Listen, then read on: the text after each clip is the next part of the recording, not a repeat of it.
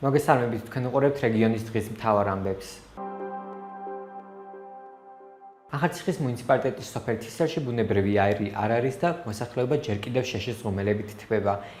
ეკონომიკის სამინისტრომ ჩვენ დოკუმენტი მოგვაწოდა, რომლის მიხედვითაც 2026 წლის ბოლომდე იგეგმება ახალციხის მუნიციპალიტეტის 10 სოფლის გაზიფიცირება, თუმცა იქ სოფელი თისელი არ არის მითითებული. მეტ დეტალს გაიგებთ ჩვენი სიუჟეტიდან. 100%-ით ვერ ვიტყვი, რომ წელს თისელს ექნება გაზი. ასეც პასუხობს ახალციხის მერი ვარლამ ციკლაური შეკითხვაზე, თუ როდის დაიწყება სოფელ თისელში გაზიფიცირების პროცესი. ახალციხის სოფელი თისელი ერთ-ერთია მუნიციპალიტეტის სოფლებს შორის, სადაც მოსახლეობას ბუნებრივი აირი ამ დრომდე არ მიეწოდება. სოფელში მცხოვრებლები გათბობის და სხვა საყოფაცხოვრებო საჭიროების დასაკმაყოფილებლად დღემდე შეშის ღუმელებს იყენებენ. საჭიროება არის პირველ очередში გაზი. გაზი არა გვაქვს. მაღალმთიანი რაიონია და რომ შევინარჩუნოთ ეს ტყე და ეს ყველაფერი ბუნება, მინდა პირველ очередში გაზი რომ გამოგვიყვანონ. რა გეგმა აქვს ეკონომიკის სამინისტროს ახალციხის მუნიციპალიტეტის სოფლების გაზიფიცირებასთან დაკავშირებით, რადგან სწორედ ეს უწყებაა პასუხისმგებელი დასახლებაში გაზი გაიყვანოს. ამ კითხვით უწყებას საჯარო ინფორმაციის მოთხოვნით მიუმართეთ. სამინისტროდან მიღებული პასუხის მიხედვით გაზიფიცირების სამუშაოები საქართველოს მთავრობის 2020 წლის 29 ოქტომბრის ნომერ 2120 განკარგულებით დამტკიცებული გეგმის შესაბამისად მიმდინარეობს. რა წერია განკარგულებაში? უწყებიდან მიღებული დოკუმენტის მიხედვით 2020 წლის განკარგულებაში ცვლილება 2024 წელს შეიტანეს, რომლის მიხედვითაც 2025 წლამდე საქართველოს მასშტაბით 56816 აბონენტისთვის უნდა გაიყვანათ გაზი, რომლის ჯამური ღირებულება 200 მილიონზე მეტ ლარს შეადგენდა. ასევე უწყებამ მოგვაწოდა ფაილი, რომლის მიხედვითაც განკარგულებაში ცვლილება შევიდა და სამუშაოების შესრულების ვადა 2026 წლამდე გახანგრძლივდა. უწყებიდან მოწოდებულ დოკუმენტში ახალციხის 10 სოფელია ჩამოთვლილი, სადაც წესით ბუნებრივი აირი გაყვანილი უნდა იყოს, ან და სამუშაოები უნდა მიმდინარეობდეს.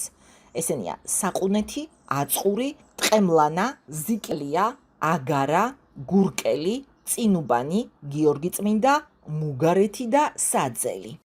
გარდა იმისა, რომ ამ ჩამონათვალში ვერ ვხედავთ სოფელ თისელს, ბუნებრივი აირი დასახელებული სოფლების უმეტეს ნაწილშიც არ არის. აღნიშნულს ამავე სოფლებში მცხოვრებლები გვიზიარებენ. ინფორმაციის გადასამოწმებლად გაზის ტრანსპორტირების კომპანიასთან ვცდილობთ დაკავშირებას. ეკონომიკის სამინისტრომ არ მოგვაწოდა კონკრეტული ვადები, თუ როდის შეასრულებენ გეგმას და რატომ არ არის ჩამონათვალში სოფელი თისელი. ჩვენ უწყებასთან დაკავშირება დღესაც ვცადეთ, თუმცა ზარებს არ პასუხობენ. როდის უნდა შემუშავდეს მომდევნო გეგმა?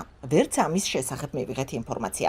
გაზიფიცირების პროცესის შესახებ ჩვენ უფრო მეტი ინფორმაციის მისაღებად საჯარო ინფორმაცია გაზის ტრანსპორტირების კომპანიიდანაც გამოვითხოვეთ. მათგან პასუხის მიღების შემთხვევაში განახლებულ ინფორმაციას შემოგთავაზებთ.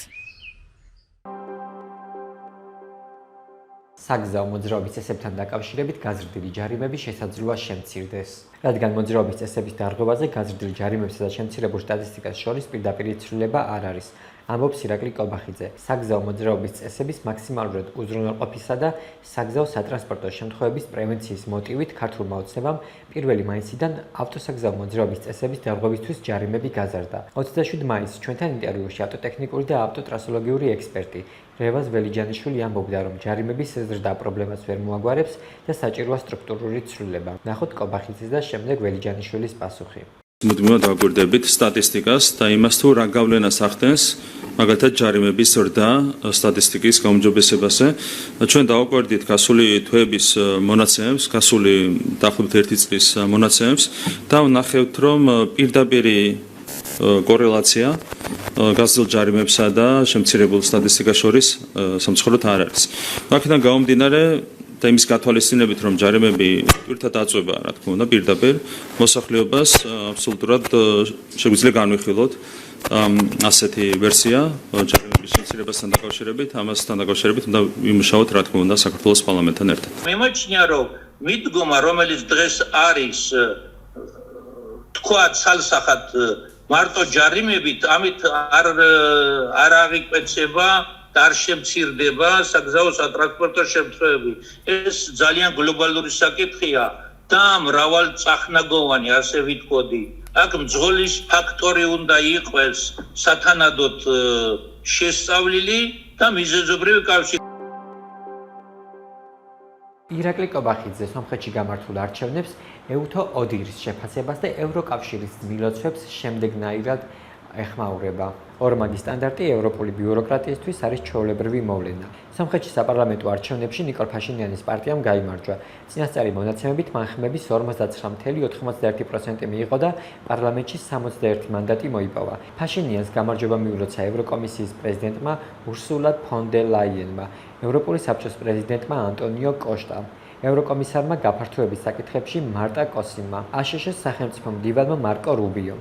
ეუთოს დემოკრატიული ინსტიტუტებისა და ადამიანების უფლებათა ოფისის დამკვირვებელთა მისიის შეფასებით 7 ივნისის საპარლამენტო არჩევნები სომხეთში კარგად იყო ორგანიზებული, თუმცა პოლარიზებულ გარემოში ჩატარდა. მისივე განცხადებით დაფიქსირდა გარე ზეწოლის ნიშნებიც, მათ შორის რუსეთის მხრიდან, თუმცა სახელმწიფო ადმინისტრაციული რესურსის სისტემური ბოროტად გამოყენება არ გამოვლენილა.